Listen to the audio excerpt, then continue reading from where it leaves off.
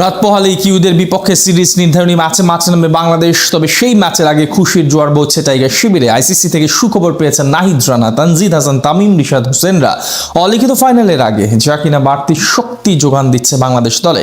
বিশ্বের সব নামি দামি তারকাদের পেছনে ফেলে তবে কি এমন সুখবর এলো লাল সবুজের ডেরায়, এ নিয়ে বিস্তারিত প্রতিবেদনে।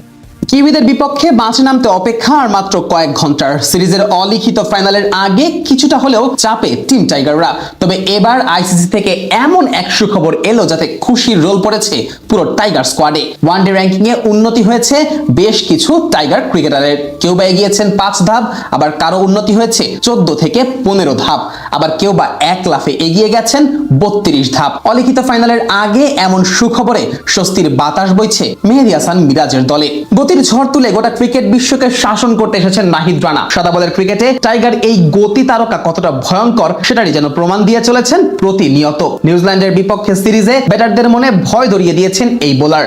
প্রথম ওয়ানডেতে কিছুটা খুরুচে থাকা নাহিদ উইকেট পেয়েছিলেন একটি, তবে দ্বিতীয় ওয়ানডেতেই টাইগার এই গতি তারকা ফিরেছেন স্বরূপে, তুলে নিয়েছেন ক্যারিয়ারের দ্বিতীয় ফাইফার।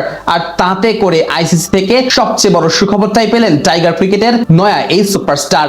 এক লাফে র্যাঙ্কিং এ এগিয়েছেন 32 ধাপ। আইসিসির প্রকাশিত সর্বশেষ র্যাঙ্কিং এ নাহিদ রানার অবস্থান এখন 64 নম্বরে। পাকিস্তানের বিপক্ষে সবশেষ সিরিজেও বল হাতে দুর্দান্ত ছিলেন নাহিদ। 3 ম্যাচে তুলে নিয়েছিলেন 8 উইকেট। 22 গজে নাহিদের এই ক্রমবর্ধমান পারফরম্যান্সের ফলস্বরূপ আইসিসির র্যাঙ্কিং এ উন্নতি হচ্ছে টাইগার এই গতি তারকার। এদিকে ওয়ানডে বোলারদের র্যাঙ্কিং এ উন্নতি হয়েছে রিশাদ হোসেনেরও। কিউইদের বিপক্ষে 2 ম্যাচে 3 উইকেট তুলে নেওয়া রিশাদ ওভার প্রতি রান দিয়েছেন 4.5-এরও কম, যার ফলে র্যাঙ্কিং এ 10 ধাপ উন্নতি হয়েছে টাইগার এই লেগির। বর্তমান র্যাঙ্কিং অনুযায়ী যৌথভাবে তালিকার 58 নম্বরে আছেন রিশাদ। তবে বল হাতে আশানুরূপ সাফল্য না পাওয়ায় 2 ধাপ নেমে যেতে হয়েছে মেহেদী হাসান মিরাজকে। তবুও তিনি আছেন সেরা 10-এ।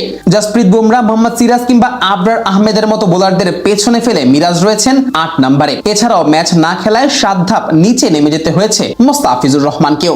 এদিকে র্যাঙ্কিং এ বড়সড় লাভ দিয়েছে টাইগার 2 ওপেনারও। দ্বিতীয় ম্যাচে ঝড়ো 50 হাঁকানো তানজিদ তামিমের উন্নতি হয়েছে 14 ধাপ। বর্তমানে র্যাঙ্কিং এ তামিমের অবস্থান রয়েছে 40 নম্বরে। অন্যদিকে সাইফের উন্নতি হয়েছে আরো বেশি। পাকিস্তানের বিপক্ষে ব্যাট হাতে রানের দেখা না পাওয়া সাইফ চলে গিয়েছিলেন সেরা 100 জনের বাইরে। তবে কিউইদের বিপক্ষে প্রথম ম্যাচেই 50-র দেখা পাওয়ায় সাইফ এগিয়েছেন 15 ধাপ। এদিকে ব্যাট হাতে বেশ ধারাবাহিক পারফরম্যান্স করছেন তাওহিদ হৃদয়। 2 ম্যাচেই ব্যাট হাতে নিজের চিরচেনা ছন্দে ছিলেন এই মিডল অর্ডার ব্যাটার। প্রথম ম্যাচে 50 করলেও ম্যাচ না জেতার আক্ষেপ নিয়ে থাকা হৃদয় দ্বিতীয় ম্যাচে দলকে জিতিয়ে তবেই মাঠ ছেড়েছেন। সিরিজে 85 এভারেজ রাখা এই ব্যাটার র্যাঙ্কিং এ এগিয়েছেন 5 ধাপ। সিকান্দার রাজা, ফাকার জামানদের মতো ব্যাটারদের পেছনে ফেলে ওয়ানডেতে এখন 26 নম্বর র্যাঙ্কিং এ আছেন হৃদয়। দ্বিতীয় ম্যাচে 50 হাঁকানো নাজমুল হোসেন শান্তর র্যাঙ্কিং বেড়েছে 1 ধাপ। সেই সাথে 1 ধাপ এগিয়েছেন লিটন কুমার দাসও। তবে ব্যাটারদের র্যাঙ্কিং এ সামান্য অবনতি হয়েছে মেহেদী হাসান মিরাজ ও সৌম্য সরকারের।